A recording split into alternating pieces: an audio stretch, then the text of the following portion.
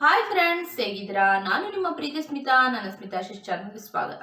ಇವತ್ತಿನ ವಿಡಿಯೋದಲ್ಲಿ ನಾನು ಪೆರಿಫೆರಲ್ ರಿಂಗ್ ರಸ್ತೆ ಫೇಸ್ 2 ಬಗ್ಗೆ ಮಾಹಿತಿಯನ್ನು ಕೊಡ್ತಾ ಇದ್ದೀನಿ. ಪೂರ್ಣ ಮಾಹಿತಿ ಅಂದರೆ ಎಕ್ಸ್ಕ್ಲೂಸಿವ್ ಆಗಿರುವಂತಹ ಅಪ್ಡೇಟ್ ಅನ್ನು ನಾನು ಕೊಡ್ತಾ ಇದ್ದೀನಿ. ಪೆರಿಫೆರಲ್ ರಿಂಗ್ ರಸ್ತೆ ಭೂ ಸ್ವಾಧೀನ ಮಾಡ್ಕೊಳ್ತೀವಂತ ನೋಟಿಸ್ ಅನ್ನು ಯಾವ ಸರ್ವೆ ನಂಬರ್ ಬಂದಿದೆ ಆ ಒಂದು ಮನೆಗೆ ತಲುಪಿಸಿದ್ರು BDA ಅವರು. ಆದರೂ ಕೂಡ ಯಾವ ಸರ್ವೆ ನಂಬರ್ ಬಂದಿದೆ ಅಂತವರಿಂದ ತೆರಿಗೆಯನ್ನು ಈ ವರ್ಷ ಕಟ್ಟಿಸಿಕೊಂಡಿದ್ದಾರೆ. ಈ ಒಂದು ತೆರಿಗೆಯನ್ನು ಕಟ್ಟಿಸಿಕೊಂಡಿರೋದ್ರಿಂದ ಜನ ಗೊಂದಲಗೀಡಾಗಿದ್ದಾರೆ, ಆಕ್ರೋಶಕ್ಕೊಳಗಾಗಿದ್ದಾರೆ. ಈ ಒಂದು ಪೂರ್ಣ ಮಾಹಿತಿಯನ್ನು ನಾನು ಈ ವಿಡಿಯೋದಲ್ಲಿ ನೋಡ್ಕೊಂಡ್ ಬರೋಣ ಅಲ್ಲ, ಬನ್ನಿ ಫ್ರೆಂಡ್ಸ್.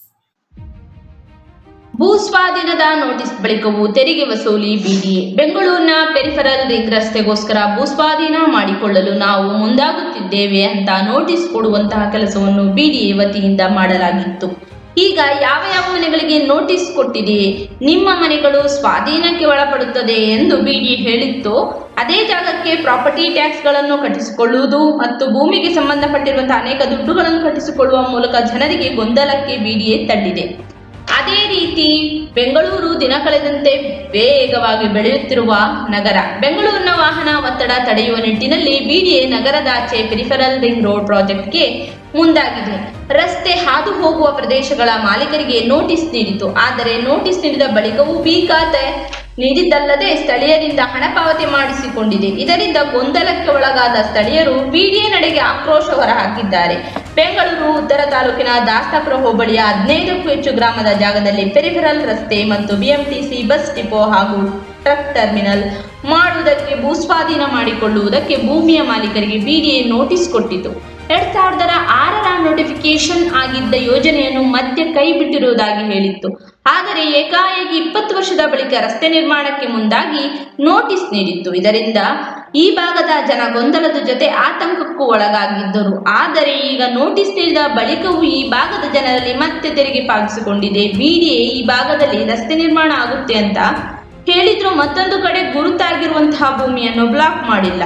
ಈಗಾದರೂ ಕೂಡ ಬಿ ಖಾತೆಯನ್ನು ನೀಡುತ್ತಿದೆ. ಜೊತೆಗೆ ನಗರಸಭೆ ವ್ಯಾಪ್ತಿಯಲ್ಲಿ ಇದ್ದೀರಾ ಎಂದು 2ರಷ್ಟು ತೆರಿಗೆಯನ್ನು ಪಾವತಿಸಿಕೊಂಡಿದೆ. ಇಲ್ಲಿನ ಜನ ಜಾಗ ಉಳಿಸಿಕೊಳ್ಳಲು ಹೋರಾಟ ಮಾಡುತ್ತಿದ್ದರೆ, ಇತ್ತ BDA ನೋಟಿಸ್ ನೀಡಿ ಇನ್ನೊಂದು ಕಡೆ ತೆರಿಗೆಯನ್ನು ಕಟ್ಟಿಸಿಕೊಂಡು ಜನರನ್ನು ಗೊಂದಲಕ್ಕೆ ದೂಕಿದೆ. ಒಂದು ಕಡೆ ಅಧಿಕಾರಿಗಳನ್ನು ಕೇಳಿದ್ರೆ ಯಾವ ಅಧಿಕಾರಿಗಳು ಯಾವ ರೀತಿ ಮಾಹಿತಿಯನ್ನು ನೀಡುತ್ತಿಲ್ಲ. ಇದರಿಂದ 15 ಗ್ರಾಮದ ಜನರಿಗೆ ಚಿಂತೆ ಗೀಡಾಗುವಂತೆಯಾಗಿದೆ. ಜನರಿಂದ ಪೆರಿಫೆರಲ್ ರಿಂಗ್ ರೋಡ್ ಯೋಜನೆ 2ರ ಯೋಜನೆಗೆ ಸಂಪೂರ್ಣ ವಿರೋಧ ವ್ಯಕ್ತವಾಗಿದೆ. ಆದರೆ BDA ಟ್ರಕ್ ಟರ್ಮಿನಲ್ ಮಾಡಲು BDA ಭೂಸ್ವಾಧೀನ ಮಾಡಲು ಮುಂದಾಗಿದೆ. ಆದರೆ ಕೆಲವು ವರ್ಷಗಳ ಹಿಂದೆಯೇ ದಾಸ್ತಾಪುರ ಬಳಿ ಟ್ರಕ್ ಟರ್ಮಿನಲ್ ಒಂದನ್ನು ನಿರ್ಮಾಣ ಮಾಡಿ ಇನ್ನೂ ಕೂಡ ಅದನ್ನು ಓಪನ್ ಮಾಡಿಲ್ಲ. ಆದರೆ ಇದನ್ನು ಉಪಯೋಗ ಮಾಡದೆ ವಾಸ ಮಾಡುತ್ತಿರುವ ಜನರ ಜಾಗ ಸ್ವಾಧೀನಕ್ಕೆ BDA ಮುಂದಾಗಿರುವುದು ಜನರನ್ನು ಕೆರಳಿಸಿದೆ.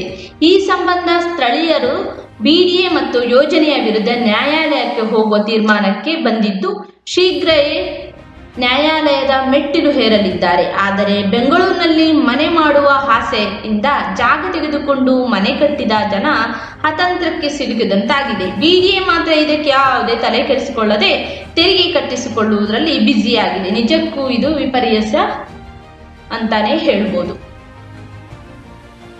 ಐ ಹೋಪ್ ಈ ವಿಡಿಯೋ ಎಲ್ಲರಿಗೂ ಇಷ್ಟ ಆಗಿ ತಿಳ್ಕೊಂಡಿದ್ದೀನಿ. ಇಷ್ಟ ಆಗಿದ್ರೆ ಏನು ಮಾಡಬೇಕು ಅಂತ ಗೊತ್ತಲ್ಲ, ಲೈಕ್ ಮಾಡಿ, ಶೇರ್ ಮಾಡಿ, ಸಬ್ಸ್ಕ್ರೈಬ್ ಮಾಡಿ. ಎಲ್ಲರಿಗೂ ನನ್ನ ಪ್ರೀತಿಯ ಧನ್ಯವಾದ.